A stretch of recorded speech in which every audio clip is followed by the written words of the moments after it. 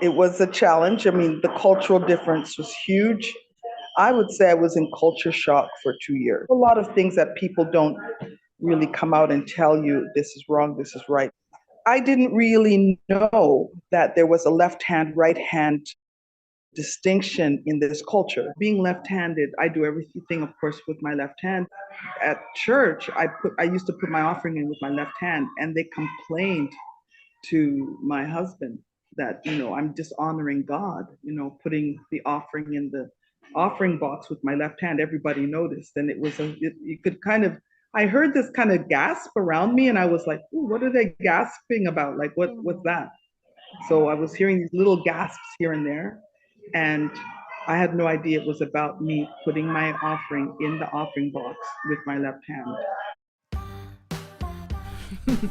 Welcome to CooLife Podcast, brought to you by TheRealThingDating.com.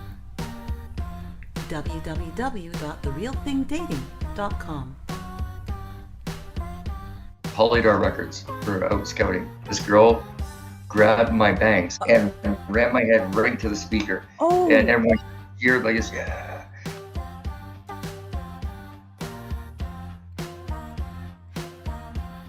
When we shot the scene in Good Will Hunting, I didn't know who most of these people were at the time. I mean, they weren't stars. It was Gus Van Sant that directed it.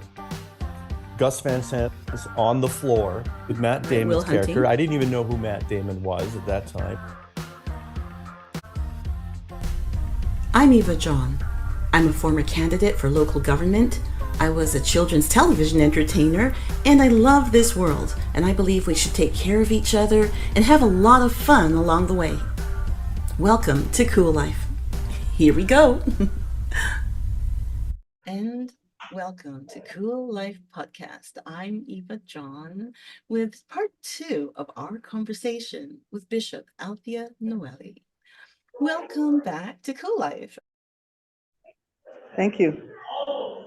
And you came to Nigeria as a much younger woman with Bishop Nwaelleh. What was that like as a Canadian lady going to the Living Church and to Nigeria for the very first time?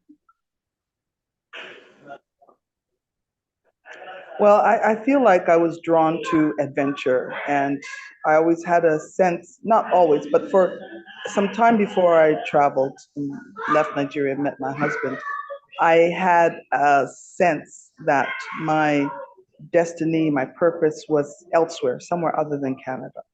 So I was, in my mind, it just felt like the right thing to do. It felt like a fit. I felt like I had the grace of God on my life, that there were just things that just felt right. It seemed right to travel and to leave Canada and to strike out in a different direction. It wasn't easy. It was a challenge. I mean, the cultural difference was huge. I would say I was in culture shock for 2 years. Wow. There are a lot of challenges, a lot of things that people don't really come out and tell you this is wrong, this is right, that kind of thing. And so you kind of hit up on mistakes, social faux pas, quite by accident. And so I did make a lot of mistakes, a lot of faux pas that made me look socially awkward in that context. Yes. See, wow. Do you recall any of those differences that stood out at the time for what you were used to? Yes, I do. In fact, one that really stands out. Yes, I didn't really know that there was a left hand, right hand distinction in this culture. That the right hand is the clean hand, the left hand is the hand that you use for cleaning yourself. And when you so, didn't as know? I was saying, there is a left hand, right hand preference in the culture. And I didn't know. Being left-handed, I do everything, of course, with my left hand. And at church, I used to put my offering in with my left hand, and they complained to my husband that I'm dishonoring God, putting the offering in the offering box with my left hand. Everybody noticed, and you could kind of I heard this kind of gasp around me, and I was like, "Ooh, what are they gasping about? Like, what's that?" So I was hearing these little gasps here and there, and I had no idea it was about me putting my offering in the offering box with my left hand. And they thought I was dishonoring God. Little did I know. And so that was one. Then the second time that happened was in a taxi. I'd taken a taxi somewhere, and we had a jovial kind of conversation back and forth with this man, and it came time for I got to where I was going, and I asked him how much it was. I went into my purse and brought out the money, and he suddenly shifted. His mood, his tone with me was just, it was like night and day. We had such a delightful conversation, very sweet man, and then suddenly I gave him the money with my left hand. I didn't think of it. And I was still in the warm glow of this nice conversation. And he suddenly reared up and he said to me, "Am I a dog that you would give me this money with your left hand? Am I a dog?" He was so offended and so upset, and his tone and all of that lovely conversation just melted away in this level of hostility I had no idea was coming at me. And I apologized, but nothing seemed to fix it. It wasn't fixable. I rushed out of the taxi and went my way. So leaving this sort of negative pall on the conversation. So those were a couple of examples of, culture shock, culture clash. There are others, but those really come to mind right now.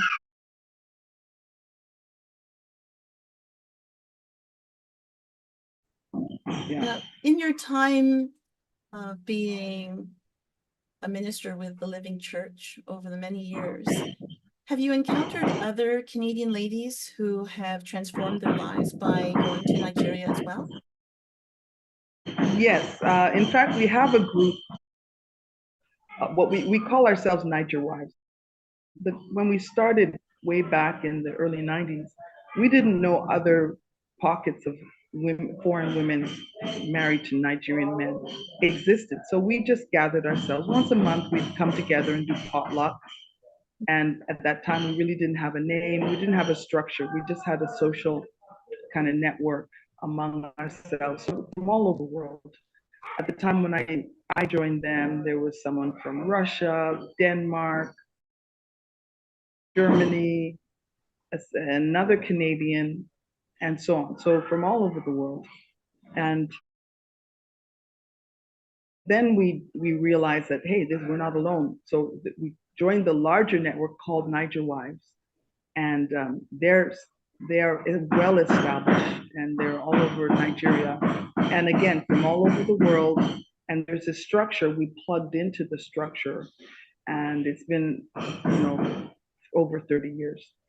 So it's been quite amazing to have this journey and know that you're not alone as a foreign woman married to a Nigerian man. And it seems as if Nigerian men, they love to travel. And then when they travel, if they don't get anything else, at least they get a wife. Hey, so a consolation prize. There you go. Pick up a wife. Yes. Well, that's beautiful. And so, beautiful, life-changing event coming from travel. A beautiful life-changing event that we shared.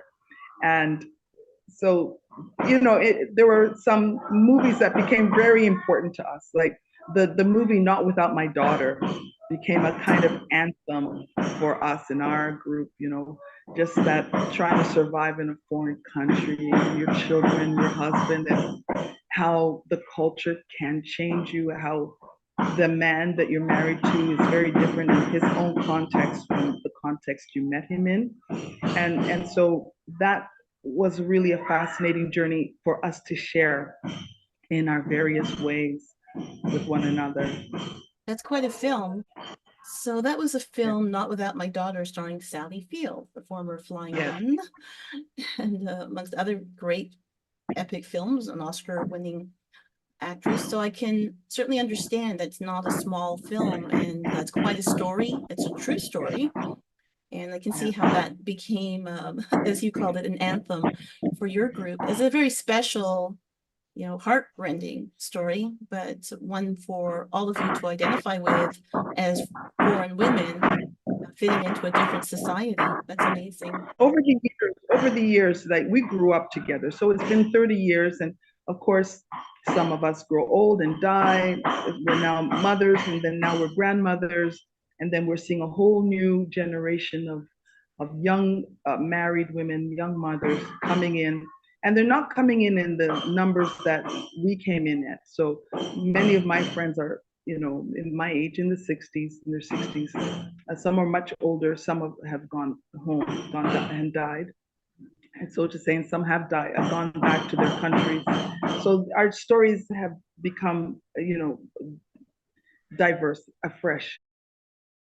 And so the new breed, they're coming in with fresh ideas and fresh energy. And it's exciting to see that there are a whole new set of people falling in love with Nigerian men. What can I tell you? Right. Now, you're a Canadian lady, you're living in a country that's very different from Canada at this time in so many different ways. The terrain, the culture, the food. Tell me, when it all boils down, are there things about Canada that you miss? I miss a lot of things about Canada. None of them are enough to make me go back to live there because I have established roots here. I've established friendships and a sense of purpose in my life that keeps me very much connected to this place. And I think destiny and geography are connected. And in saying that, I think that I feel more fulfilled here. I always have a saying, don't go where you're not invited. And in this sense, I think that my being appreciated, I am appreciated here. So I believe that I am appreciated here. And that means a lot to me. I do miss some things in Canada. I miss Tim Hortons. I miss the terrain, long walks, evening walks. I miss some things, of course. But like I said, none of it is enough to make me want to live here for any length of time. I visit, I travel, but my homestead is in Nigeria now. After all these years and raising 6 children, and they're now all adults, and seeing my husband pass away, and yet even though now I'm widowed, I don't feel any less connected to this place. My connection to this place, of course, had something to do with my husband, but it also became more than just our relationship as husband and wife, but it also became my identity as well. It's beautiful. And we're going to continue our conversation with Bishop Althea Nwaelleh. Right now, we're going to take a break and talk about our sponsors and supporters. We'll be right back on CooLife Podcast. Those lonely days of lockdowns and isolation are gone for good. Go to www.therealthingdating.com. That's www.therealthingdating.com. It's time to share. Share your time, share your life, share your love. www.therealthingdating.com. Join for free. Upgrade at any time, starting at just $5.99 a month. www.therealthingdating.com. Because it's time. You're listening to the CooLife Podcast. We'll be back in 3, 2, 1.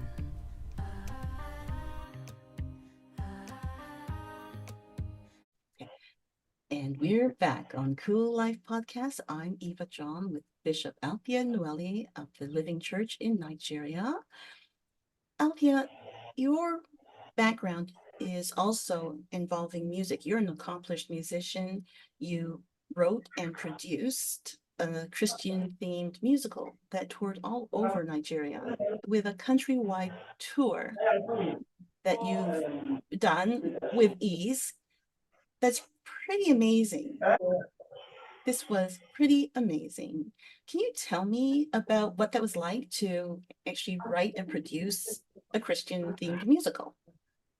Well, actually, it was a season in my life. I'm not sure I can replicate it. I wrote 4 musicals, and of the 4 musicals, we took one of them on tour, and they were called Save Jam 1, 2, 3, and 4. So it was all about various themes around getting born again, various themes about transformation and change in life, like changing events, like turning around your life from living for yourself to living for God. So various aspects, various themes, and so like I said, I was my husband and I were invited to preach somewhere, and yeah, then suddenly we were in the hotel room, and it felt like a download. I felt like this whole script and the music was absolutely downloaded into my mind, and I felt like I was doing dictation. I didn't really feel like it was an inspired moment, and I was so excited about the music. I could hear the melodies. I had the lyrics. It was the easiest and most unbelievable time in my life in terms of just flowing in a moment of inspiration. And so this is really what I would call a Holy Spirit experience. Being inspired and being creative was something that, there's a scripture that talks about being a co-laborer with God. And this is what it felt like. It felt like I was working in harmony with the Most High God. It was very special. And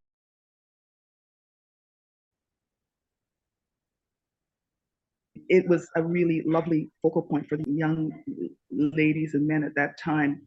Went on to become ministers of the gospel. Many of them are known preachers and known um, minstrels, like known singers. It was a phenomenal season. Um, I'm not sure if that's going to be replicated. I'm not really trying to force anything. It was a moment, and a lot of different things have happened in my life since then.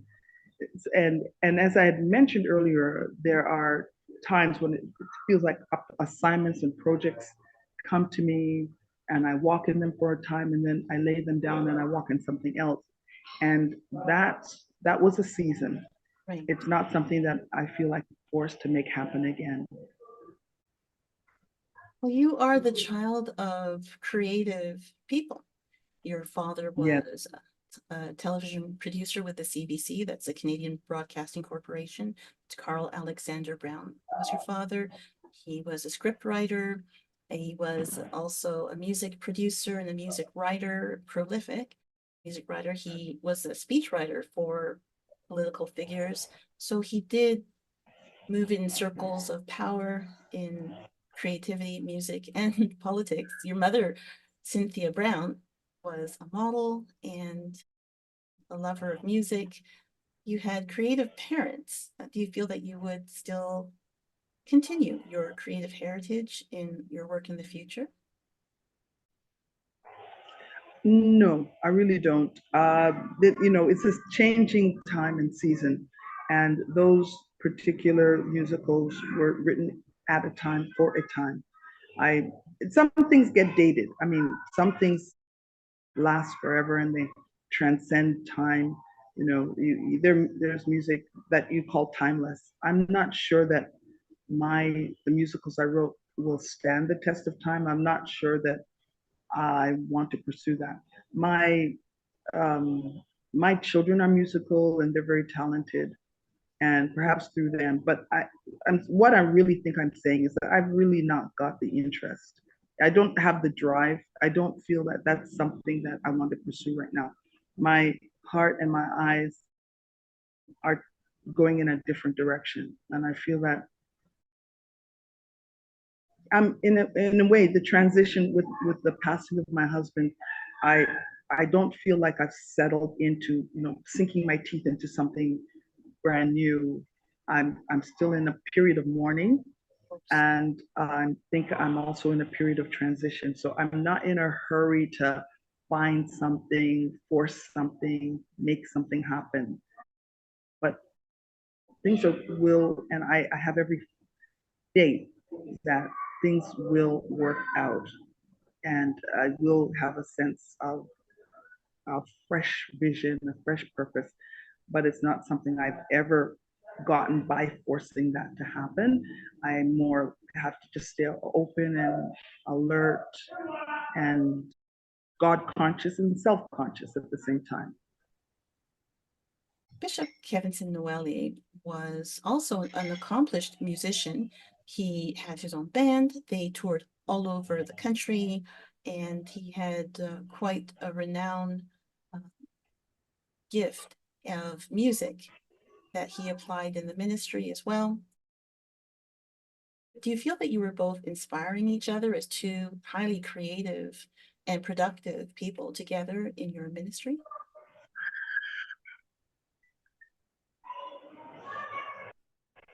I I'm not really sure how to answer that question. Inspiring one another. I really wouldn't put it that way. I think that we both had the same goals in that we really wanted to reach people for Christ. We wanted to touch lives and see people change. We wanted to give people an opportunity to find their spiritual stamina. And those were the kinds of goals we had in mind.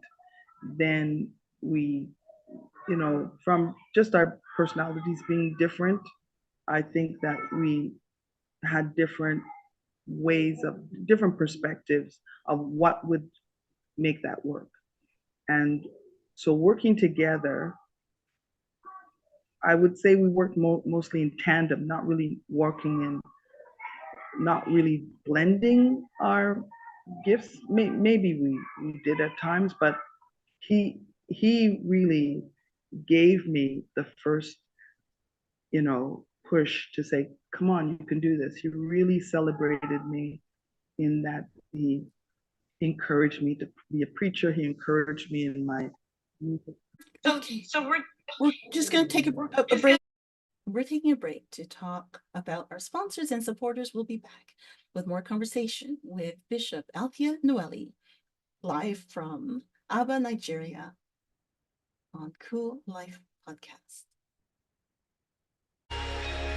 Those lonely days of lockdowns and isolation are gone for good. Go to www.therealthingdating.com. That's www.therealthingdating.com. It's time to share. Share your time, share your life, share your love. www.therealthingdating.com. Join for free. Upgrade at any time, starting at just $5.99 a month. www.therealthingdating.com. Because it's time. This is CooLife Podcast. Please remember to subscribe to CooLife on your streaming service and on YouTube as Hellenique Today. That's HELENIQUE Today. Because that helps us to bring more cool stuff to your ears. You're listening to the CooLife Podcast. We'll be right back.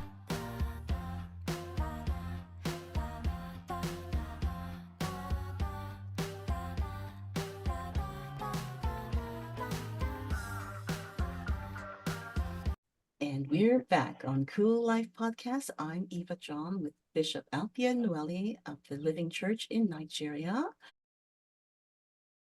Yes, it actually said something saying connecting to audio. Sadly, my interview with Bishop Althea Nwaelleh could not continue after this point due to issues with the connection to Nigeria.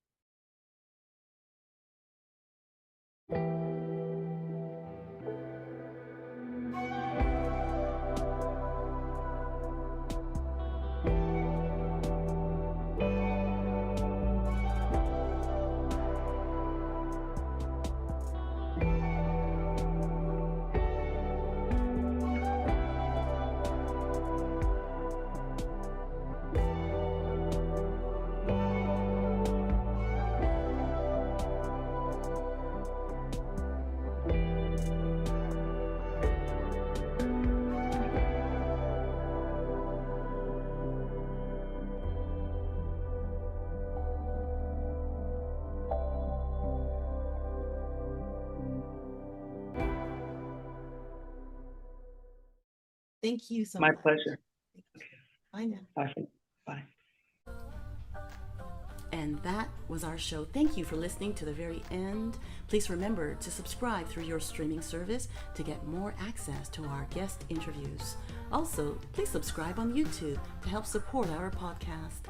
Until next time, I'm Eva John for CooLife Podcast. Thank you for turning me on.